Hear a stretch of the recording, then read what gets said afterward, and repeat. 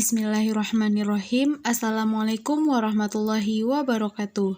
Kembali lagi dengan saya Yustisia Maivela NIM 1814080074 dalam mata kuliah Metodologi Penelitian kelas Tadris IPA Fisika B. Dengan dosen pengampu Ibu Dr. Milyasari, SPD MSI, Fakultas Tarbiyah dan Keguruan UIN Imam Bonjol Padang. Baik, pada kesempatan kali ini saya akan melanjutkan penjelasan saya, yaitu topik 3 tentang bab 2 tinjauan pustaka. Yang pertama, pengertian dan pentingnya kajian pustaka. Kajian pustaka merupakan daftar referensi dari semua jenis referensi seperti buku, journal papers, artikel, disertasi, tesis, skripsi, handouts, laboratory manuals, dan karya ilmiah lainnya yang dikutip di dalam penulisan proposal. Semua referensi yang tertulis dalam kajian pustaka harus dirujuk di dalamnya. Selanjutnya yaitu kedudukan kajian pustaka dalam penelitian menempati peranan yang strategis karena dia merefleksikan kadar keilmiahan suatu penelitian. Yang kedua yaitu bagian-bagian proposal. Pada bagian-bagian proposal ini terdapat 3 bagian di dalamnya. Yang pertama, bagian awal, bagian utama, dan bagian penutup. Pada bagian awal terdapat 3 poin di dalamnya, yaitu yang pertama halaman judul. Halaman judul memuat judul, maksud proposal, logo lembaga, nama, nomor induk mahasiswa, instansi yang dituju, dan tahun pengajuan. Yang kedua, halaman persetujuan. Pada halaman persetujuan memuat pernyataan dari pembimbing lengkap dengan tanda tangan dan tanggal, dengan diketahui pimpinan bahwa proposal yang dibuat oleh peneliti yang bersangkutan telah siap untuk dioperasionalkan. Yang ketiga, daftar isi. Daftar isi memuat subbab yang dibahas dalam penelitian itu sendiri sekaligus dengan nomor halamannya agar pembaca mudah mencarinya. Selanjutnya yaitu bagian utama. Bagian utama proposal penelitian memuat beberapa poin. Yang pertama yaitu latar belakang masalah. Latar belakang masalah mengungkapkan permasalahan-permasalahan yang akan diteliti, sehingga dapat diketahui hal-hal yang melandasi munculnya penelitian. Latar belakang hendaknya disusun secara proporsional dan mampu mencakup seluruh masalah yang akan diteliti. Masalah-masalah penelitian tersebut bersumber dari pengalaman di lingkungan pekerjaan peneliti, deduksi dari suatu teori, dan laporan penelitian. Yang kedua yaitu rumusan masalah atau fokus penelitian. Rumusan masalah dalam penelitian kuantitatif merupakan hulu dari penelitian dan merupakan langkah yang penting dan pekerjaan yang sulit dalam penelitian ilmiah. Perumusan masalah merupakan upaya untuk menyatakan secara tersurat pernyataan-pernyataan yang hendak dicarikan jawabannya. Perumusan masalah merupakan pernyataan yang lengkap dan rinci mengenai ruang lingkup masalah yang akan diteliti berdasarkan identifikasi dan pembatasan masalah. Yang ketiga yaitu tujuan penelitian. Tujuan penelitian merupakan gambaran tentang arah yang akan dituju dalam penelitian. Tujuan penelitian harus mengacu pada masalah-masalah yang harus dirumuskan sebelumnya. Yang keempat yaitu hipotesis penelitian. Hipotesis penelitian khusus untuk penelitian kuantitatif. Hipotesis penelitian adalah jawaban sementara yang disusun oleh peneliti sebelum melakukan penelitian, yang harus dibuktikan melalui penelitian. Yang kelima yaitu kegunaan hasil penelitian. Pada bagian ini, peneliti menjelaskan kontribusi yang akan diberikan setelah selesai penelitian. Kegunaan penelitian dapat berupa kegunaan secara ilmiah atau kegunaan teoritis, dan kegunaan praktis seperti kegunaan bagi penulis, instansi, dan masyarakat secara umum. Kegunaan penelitian ini harus real, sesuai dengan kenyataan dan tidak mengada-ngada. Yang keenam, penegasan istilah. Istilah-istilah yang perlu ditegaskan dalam bagian ini adalah istilah yang beragam. Istilah harus ditegaskan secara konseptual dan secara operasional. Istilah yang ditegaskan adalah istilah yang mengarah ke variabel penelitian dan mendukung variabel. Definisi operasional merupakan cara penulisan taktis agar konsep bisa berhubungan dengan praktek, dengan kenyataan, atau dengan fakta sesuai dengan namanya. Tulisan, definisi ini menyatakan kesiapan untuk dioperasionalkan. Yang ketujuh, tinjauan pustaka. Tinjauan pustaka terdiri dari yang pertama, teori-teori atau konsep-konsep dari pakar-pakar yang relevan dengan fokus penelitian atau variabel penelitian. Yang kedua, tinjauan hasil penelitian dengan tema yang sama atau mirip pada masa-masa sebelumnya, hingga saat penulisan proposal. Yang ketiga, kerangka konseptual. Kerangka konseptual adalah fenomena atau variabel yang akan diteliti atau digali yang dipaparkan dalam bentuk skema atau metrik. Kerangka konseptual ini hanya ada pada penelitian kuantitatif. Yang kedelapan yaitu paradigma penelitian. Paradigma penelitian adalah alur pikir yang akan diteliti berdasarkan teori-teori atau konsep-konsep para pakar yang menggambarkan alur teoritik penelitian sesuai dengan rumusan masalah atau variabel penelitian. Penelitian tersebut berlaku pada penelitian kuantitatif, sedangkan dalam penelitian kualitatif paradigma, penelitian adalah alur pikir yang digunakan sebagai alat teropong atau pijakan untuk membantu peneliti menggali data lapangan, agar peneliti tidak membuat persepsi sendiri. Yang kesembilan yaitu metode penelitian. Pada bagian ini, peneliti menjelaskan cara yang akan dilakukan dalam penelitian. Adapun penggunaan metode penelitian adalah sebagai berikut. Yang pertama yaitu penelitian kuantitatif, meliputi pendekatan rancangan penelitian, populasi dan sampel penelitian, instrumen penelitian, dan teknik pengumpulan data, serta teknik analisis data. Yang kedua, penelitian kualitatif meliputi pendekatan dan rancangan penelitian, kehadiran peneliti, sumber data, teknik pengumpulan data, analisis data, pengecekan keabsahan data, serta tahapan-tahapan penelitian. Yang terakhir yaitu sistematika pembahasan. Pada bagian ini, peneliti menjelaskan urutan-urutan yang akan dibahas dalam penyusunan laporan penelitian. Sistematika diungkapkan dalam bentuk deskripsi singkat masing-masing bab, bukan numerik seperti daftar isi. Sistematika pembahasan bisa juga berupa pengungkapan alur bahasa sehingga dapat diketahui logika penyusunan dan koherensi antara satu bagian dan bagian yang lain.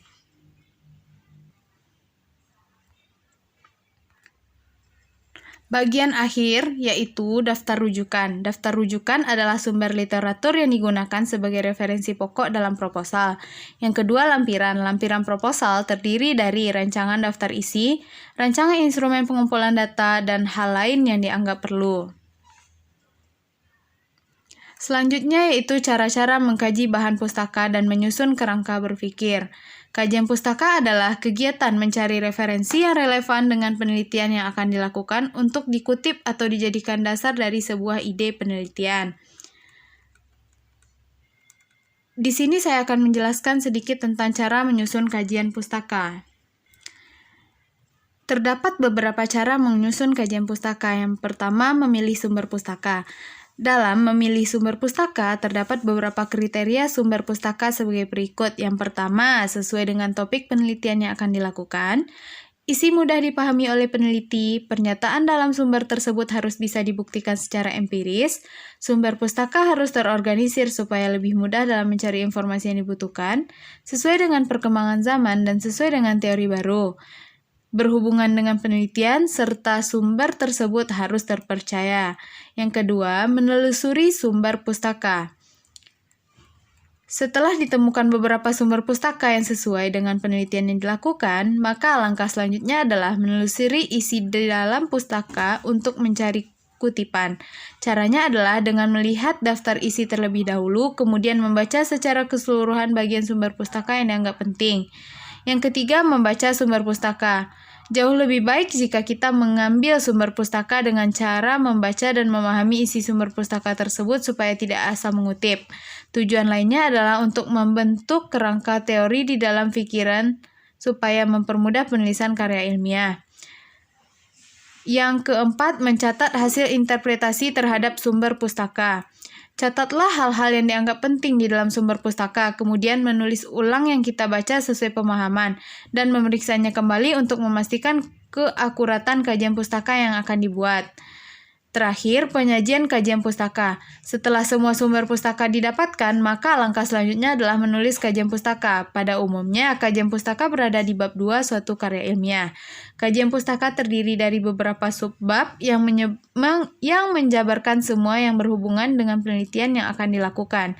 Penyajian kajian pustaka dapat berupa deskriptif dan dapat pula disertai dengan analisis.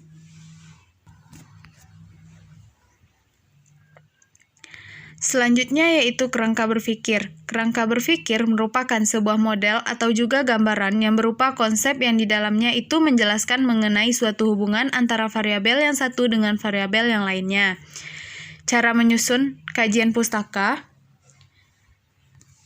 Yang pertama yaitu menentukan variabel yang lebih detail. Pertama, seorang peneliti itu harus menetapkan sebuah variabel data yang lebih rinci apabila seorang peneliti tersebut ingin mendapatkan segala macam teori yang nantinya akan dicari untuk bisa mendukung terbentuknya kerangka berpikir yang lebih jelas. Oleh karena itu, seorang peneliti tersebut tentu harus menentukan variabel data terlebih dahulu. Di bawah ini merupakan beberapa cara untuk bisa menentukan variabel data yang lebih detail. Di antaranya, yang pertama, perhatikan terlebih dahulu judul yang kalian buat. Yang kedua, setelah itu tentukanlah variabel-variabel data dari judul tersebut. Yang ketiga, kemudian tuliskan seluruh variabel data yang sudah ditentukan. Cara menyusun kajian pustaka yang kedua yaitu membaca buku-buku hasil penelitian. Langkah selanjutnya setelah menentukan variabel, maka yang kemudian dilakukan adalah kalian harus membaca buku-buku dari hasil penelitian yang lebih relevan. Buku yang dimaksud di sini itu bisa atau dapat berupa ensiklopedi, kamus, ataupun juga buku teks lainnya. Sedangkan untuk mempelajari mengenai hasil dari penelitian yang dibaca, bisa atau dapat meliputi tesis, skripsi, laporan penelitian, jurnal ilmiah, maupun juga disertasi. Yang ketiga, deskripsikan teori serta hasil penelitian. Apabila membaca buku-buku dari hasil penelitian itu sudah dilakukan, maka langkah selanjutnya ialah kalian dapat atau bisa mengungkapkan teori-teori yang berhubungan itu dengan variabel data yang akan diteliti. Yang keempat, menganalisis teori dan juga hasil penelitian secara kritis. Nah, pada bab ini, yang harus kalian lakukan ialah menganalisis teori serta juga hasil penelitian secara kritis.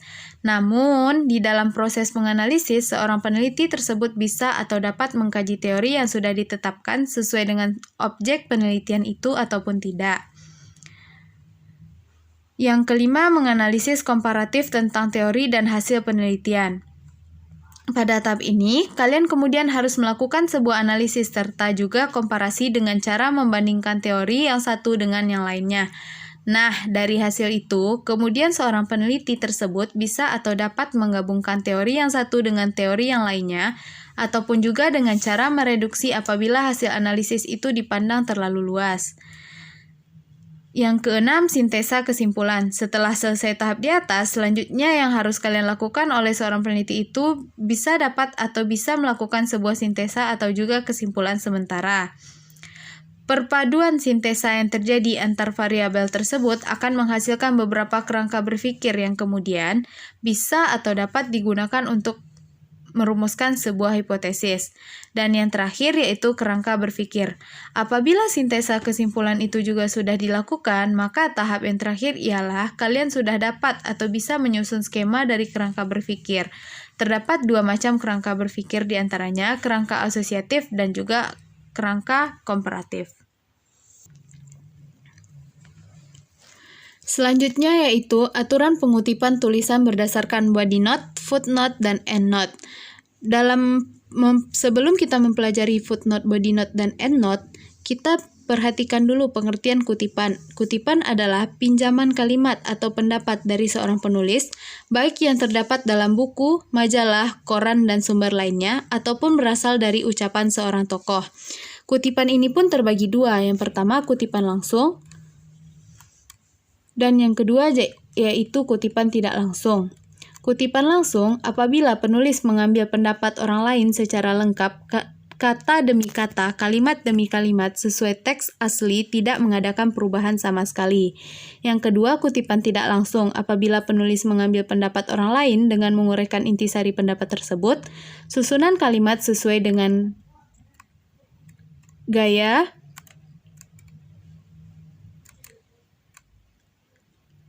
bahasa penulis sendiri. Secara mendasar, pencantuman sumber kutipan ini mempunyai fungsi sebagai menyusun pembuktian dan menyatakan penghargaan kepada penulis yang dikutip.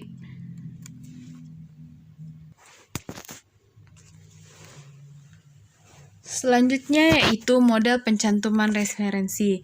Yang pertama, body note, dilakukan ketika penulis mencantumkan sumber kutipan langsung setelah selesainya sebuah kutipan dengan menggunakan tanda kurung. Yang kedua, footnote, dilakukan apabila penulis mencantumkan nomor indeks di akhir sebuah kutipan, lalu di bagian bawah halaman tersebut atau bagian kaki halaman terdapat keterangan nomor indeks yang menjelaskan sumber kutipan tersebut.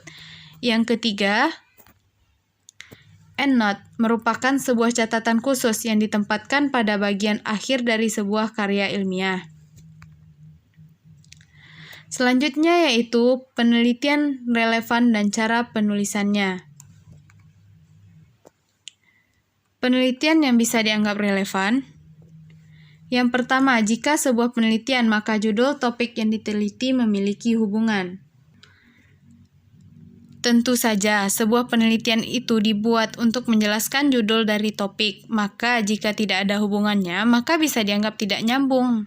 Dan penelitian dianggap relevan jika judul penelitian dan isinya memiliki hubungan yang jelas. Yang kedua, penelitian relevan memiliki referensi yang berhubungan dengan penelitian. Seringkali kan tuntutan penelitian adalah referensi informasi tersebut berasal dari mana, maka perlu sekali sumber referensi ditulis yang agak relevan dan memberikan suatu yang bermanfaat terhadap penelitian yang sedang dilakukan. Yang ketiga, relevan harus sesuai dengan pembahasan dan masalah. Semisal, penelitian masalah tentang penggunaan smartphone terhadap perkembangan anak, maka mencari hubungan yang relevan dengan sekitar, semisal mengenai hubungan ibu yang bekerja dengan asuhan pemakaian smartphone terhadap anaknya. Selanjutnya, hipotesis dan contoh-contohnya. Hipotesis penelitian adalah jawaban sementara terhadap pertanyaan-pertanyaan penelitian. Hipotesis yang harus dibuat oleh peneliti terbagi dua. Yang pertama, hipotesis penelitian dan hipotesis statistik. Hipotesis penelitian merujuk pada menguji apakah hipotesis tersebut betul-betul terjadi pada sampel yang diteliti atau tidak. Jika apa yang ada dalam hipotesis benar-benar terjadi, maka hipotesis penelitian terbukti, begitupun sebaliknya. Dan hipotesis statistik berarti menguji apakah hipotesis penelitian yang telah terbukti atau tidak terbukti berdasarkan data sampel tersebut dapat diberlakukan pada populasi atau tidak. Selanjutnya yaitu macam-macam hipotesis. Macam-macam hipotesis yang pertama ada hipotesis deskriptif. Hipotesis deskriptif dapat didefinisikan sebagai dugaan atau jawaban sementara terhadap masalah deskriptif yang berhubungan dengan variabel tunggal atau mandiri. Yang kedua, hipotesis komparatif. Hipotesis komparatif dapat didefinisikan sebagai dugaan atau jawaban sementara terhadap rumusan masalah yang mempertanyakan perbandingan atau komparasi antara dua variabel penelitian. Yang ketiga, hipotesis asosiatif. Hipotesis asosiatif dapat didefinisikan sebagai dugaan atau jawaban sementara terhadap rumusan masalah dan mempertanyakan hubungan atau asosiasi antara dua variabel penelitian.